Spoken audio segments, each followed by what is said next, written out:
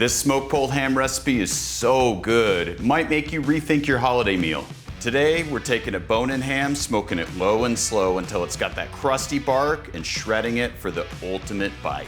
Whether you're thinking tacos, burritos, or sandwiches, or maybe even just the main course, your smoker's gonna be working overtime. And I promise, it actually shreds. This is a really simple smoke, it just takes a bit of time, so be patient, and while you do, I'm gonna eat this, you go ahead and watch the recipe.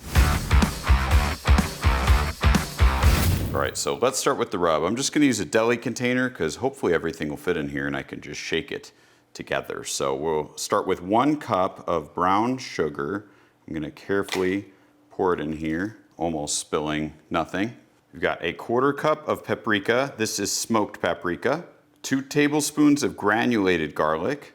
2 tablespoons of coarse black pepper. 2 tablespoons of ancho chili powder. Now you can use any kind of blended chili powder if you want to. This adds a nice fruity, smoky element without it making it too spicy. We've got 2 teaspoons of ground ginger. We've got 1 tablespoon of onion powder, and then 2 teaspoons of cinnamon. Now, if you wanted to make this a little bit more traditional for a ham, you can always add nutmeg, you can add clove. I just think that these taste really good smoked, this combination. So I'm gonna go ahead and put the lid on and then just shake it. All right, let's see if it's all mixed around. Okay, it's mostly mixed. I'm just gonna use a fork, break up the brown sugar a little bit. I have some brand new, really fresh brown sugar, so it clumps. There we go, all nice and blended. You can see the peppercorns in there, which is gonna taste great on the ham, so let's go ahead and season up the ham. Smoked pulled ham, we gotta have an amazing ham, and you're going to want a bone-in ham. That is the best for pulling. This one's a honker. It is 11.5 pounds. You don't need to go that big, but depending on how big you go, depends on how long the cook's gonna take. So we always cook larger hams because we have a lot of freaking leftovers. So just a reminder, it's not a spiral ham. It's got the bone in the middle. Whoops, it's upside down. That way you can pull it at the very end and it will shred into just these amazing juicy pieces. Now you could cook this 2 different ways. You could do it hot and fast, which will give you some bark, or you can do it low and slow if you want a ton of bark and a much more smoky flavor. That's what I like to do. What I'm gonna do for the low and slow versions, we're gonna cook this at 200 degrees overnight, and then we'll wrap it and shred it the next day. I think that's the best for the holiday timing because I don't wanna be stressing about this all day while I'm planning my food. If you do want to cook it hot and fast, I would say go 250 at the top temperature to get enough smoke flavor to push this to that 165 mark. Then you can wrap. It will cut the time down in half. You probably can't do that overnight though. That is ideal for smaller hams, maybe in the 5 to 7 pound range. Well, we've got this honker, so let's get it seasoned. All right, so we've got the ham. I guess I should slap it. Now before we add the rub, I think it's important to point out that I did not add salt in the rub, and that's because the ham is really salty, and I just don't find that you need it in the rub. So this ham definitely requires a binder because it's just not as wet as a lot of other cuts with the fat. So use your mustard or hot sauce, whatever you want, as a binder. And I'm just gonna put it on the entire outside of the ham. I'm not gonna be adding it to the underneath. And we'll get this coated. This part's the easy part. Definitely make sure you wear some gloves, unless you want to lick your hands. I won't judge. Now for the seasoning, I'm just gonna sprinkle this up from above. Hopefully it gets kind of even on here and get it all over the ham. And remember, I'm not gonna do the bottom. I find that it kind of chars as it smokes just because of all the sugar. Doesn't matter, you're gonna shred it anyway, so it's not that big of a deal. All right, so we got the ham seasoned. I'm gonna put this in the fridge for a couple hours because I'm gonna start it right as I'm going to bed, cooking it at that low temperature. Otherwise, if you're gonna cook it at the 250 temperature to kind of push it through, go ahead and throw it on now. Just make sure that you're aiming for that 165 temp before you wrap. I'll walk you through the process, but for now, it's gonna go in the fridge and then in the smoker. All right, we're back. It's nighttime. Let's get this ham on the smoker so I can get to bed. I have got the ham here.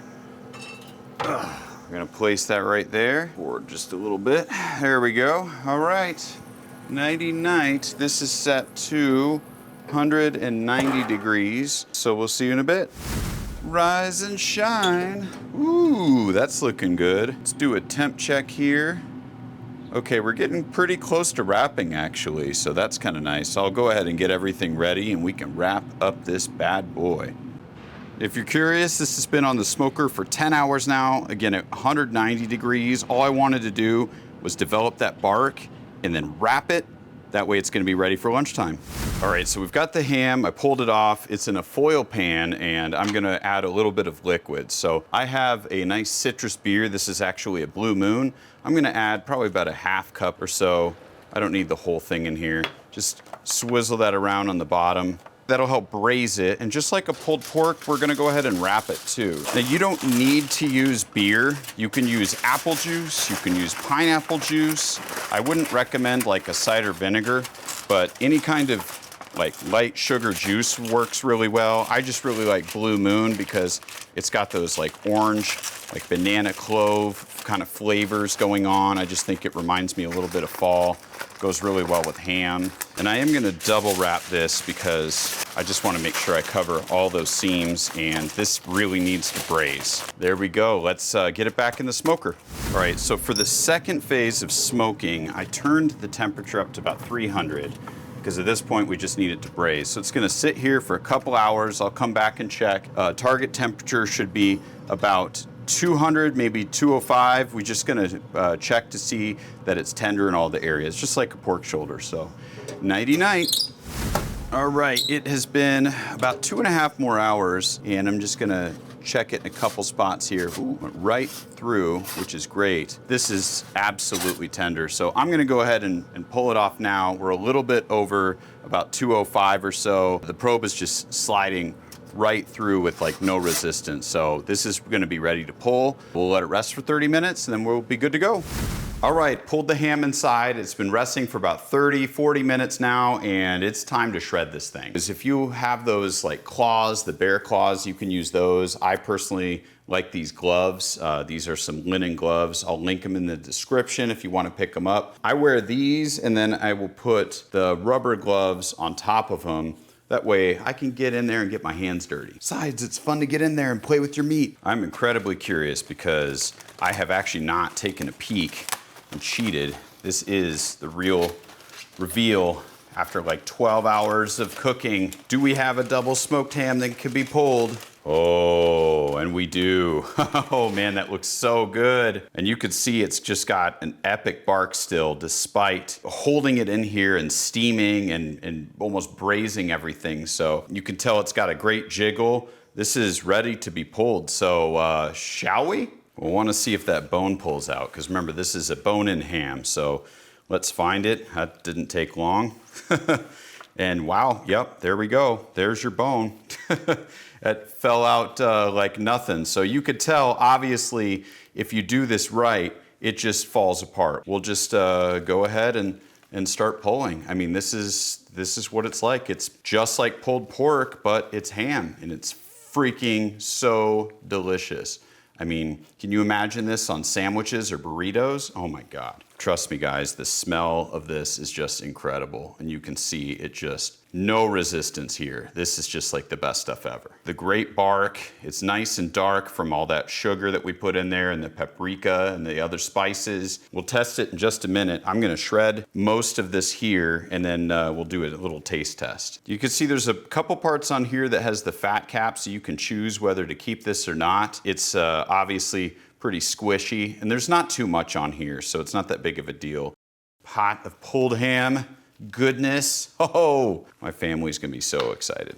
Now, if you're curious what the bottom looks like, this is where I did not add any rub, and I knew it gets dark like this just from experience. Definitely didn't want to put any rub on the bottom because that does tend to burn, but you still get a nice crisp edge on here, which I really like. You don't need the bark from the brown sugar. I can't resist making a joke right here. I told you guys, clean bone pull. Would you guys serve this for the holidays? This isn't even everything. This is just what I could fit in the bowl. All right, enough chit chat. I have definitely got to try a piece with the bark.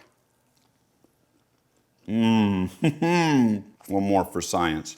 It's so nice and sweet, and it's got all those aromatic flavors. You can even taste the cinnamon through here, and it's not too salty. And I'm telling you, if you try the rub recipe which is in the description. Let me know what you think, because I didn't add any salt. You know, ham has a ton of salt already, and it's really just a perfect blend. Plus, when you shred it, you get all these great pieces of crusty bark, just like you would with pulled pork. And if you have the time to do it really, really low and slow like I did overnight, I mean, you just get so much smoke flavor. My kids are like dying to come home from school so we can make sandwiches with this. Smoky, sweet with just a little heat. I'm telling you, this is the best way to make ham. Don't forget to bookmark this recipe, because you're gonna be coming back to it, and I promise you, your family's gonna love it. Hope you guys like this recipe. Don't forget to subscribe, and we'll see you next time. Cheers. Just can't stop.